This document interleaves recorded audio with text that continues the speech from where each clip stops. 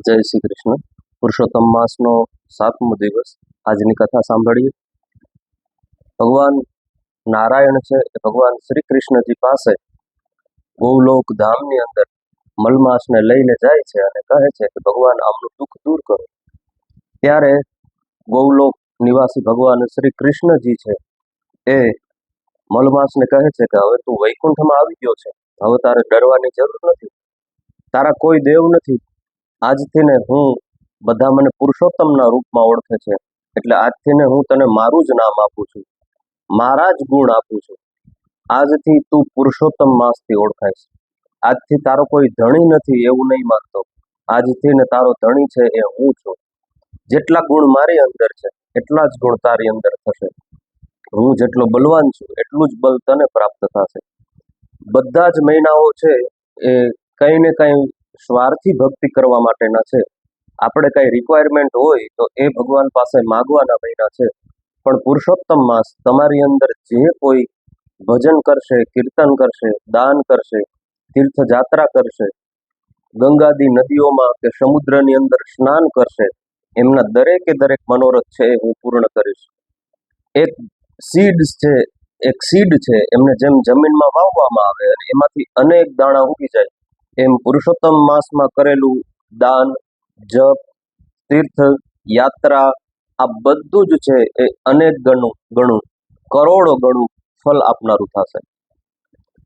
આજથી ને જે કોઈ પુરુષોત્તમ માસનું વ્રત કરશે એમના પર હું જલ્દી કૃપા કરીશ. જે લોકો પુરુષોત્તમ માસનું વ્રત કરી અને શ્રદ્ધાપૂર્વક ભગવાન તમારી ભક્તિ કરશે એમને હું ચોક્કસથી ને ફળ આપીશ, એવું ભગવાન કૃષ્ણ છે એ નારાયણને કહે છે. અને ત્યાંથી ને ભગવાન નારાયણ છે અંતર ધ્યાન થાય છે. ત્યાં સુધીની આ કથા સાંભળી. પુરુષોત્તમ માસની બીજી કથા સાંભળીએ. એક ગામ અને એ ગામની અંદર એક ભૂદેવ રહે. ભૂદેવને ત્યાં સંતાનો ઘણા પણ જમવાનું કાંઈ નહીં. ભૂદેવ છે ઘરે ઘરે ભિક્ષા માંગવા જાય, પણ ક્યારેક ભિક્ષા મળે ક્યારેક ના મળે.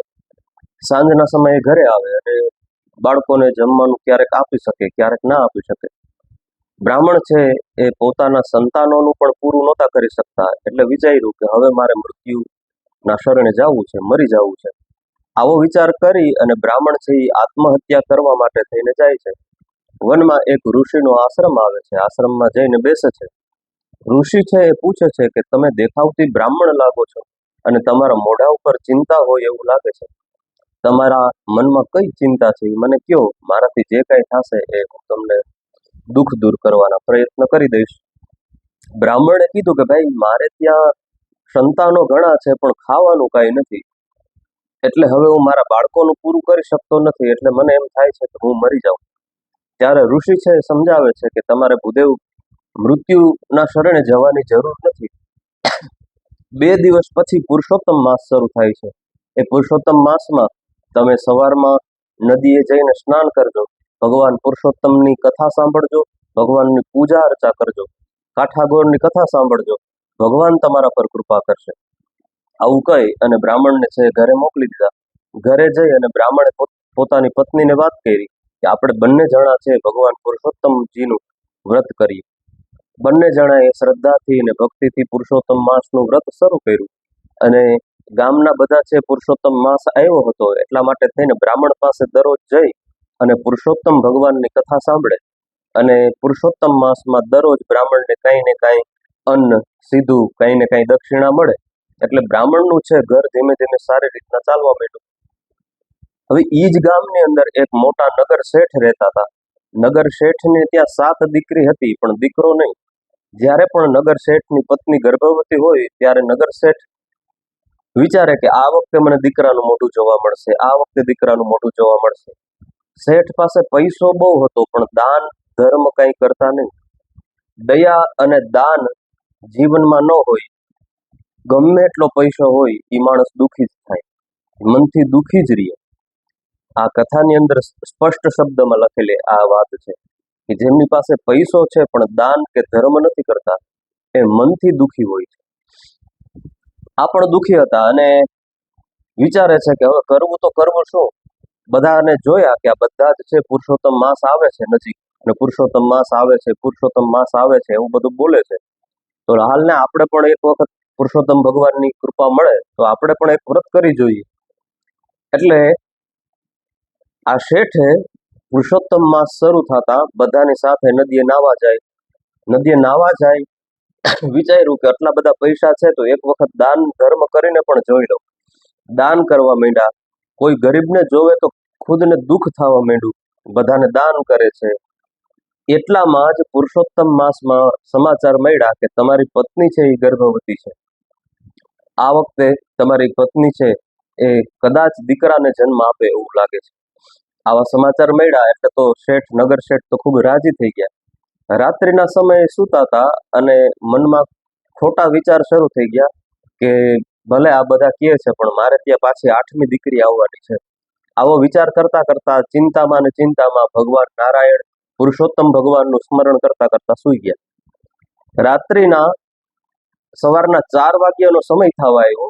બ્રહ્મ મુહૂર્તની અંદર ભગવાન પુરુષોત્તમ છે એ બ્રાહ્મણ આ નગર શેઠના સ્વપ્નમાં આવ્યા અને કીધું કે તારા મનમાં જે ખોટી ચિંતાઓ થાય છે એ દૂર કરી નાખ. તારે ત્યાં દીકરાની જ પ્રાપ્તિ થશે. મારી કૃપા તારા ઘરે ઉતરવાની છે, પણ હું કહું છું એ તારે કરવાનું છે. તું દરરોજ સાંજના સમયે જઈને જે બ્રાહ્મણ પાસેથી કથા સાંભળે છે એ બ્રાહ્મણને ત્યાં 7 દીકરીઓ છે, એમને ત્યાં ખાવાનું નથી.